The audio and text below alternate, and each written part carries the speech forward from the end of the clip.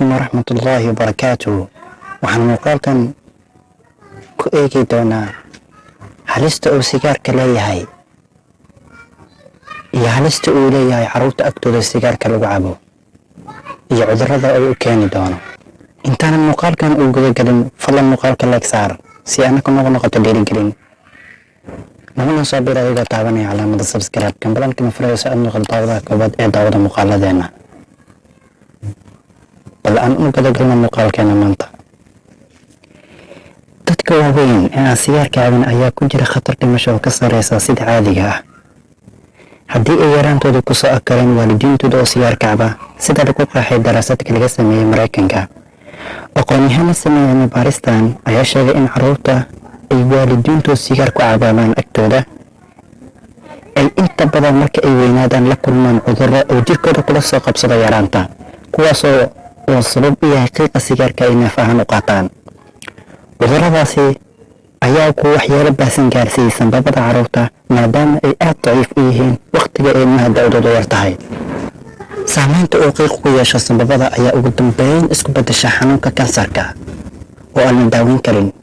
waxaa sidoo kale ka abuurma xanuun dhanka wadnaha ah oo mararka qaar horseeda dhimasho degdeg ah. cudurradaasi ayaa sida caadiga ah ku dhicin carruurta haddii ay khatarta noocaasi la kulmin xilliga ay korayaan. khubarada ayaa sheegay in habka ugu wanaagsan ee carruurta looga ilaalin karo khatartaasi ay tahay in waalidiintu iska joojiyaan sigaar cabista.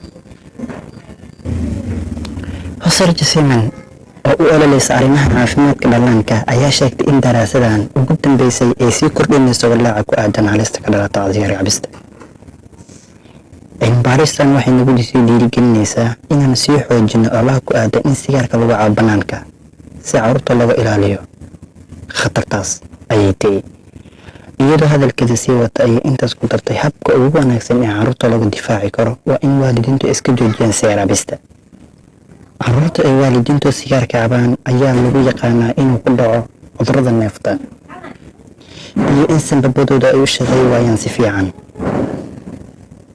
daraasadan ayaa muujinaysa in saamaynta carruurta ka soo gaarta qiiqa sigaarka ay noqoto mid weligeed la socota xitaa marka ay dad waaweyn noqdaan. Dr. Ryan Tifa oo ka mid ah dadka qoray warbixintaas ayaa sheegay in daraasadan ay tahay tii ugu horreysay ee lagu ogaado halista ballaaran ee carruurta la kulmaan qiiqa sigaarka agtooda lagu cabo. muuqaalkan waxaa la socodsiiyay anigoo ah Mahad Cali Cabdullah.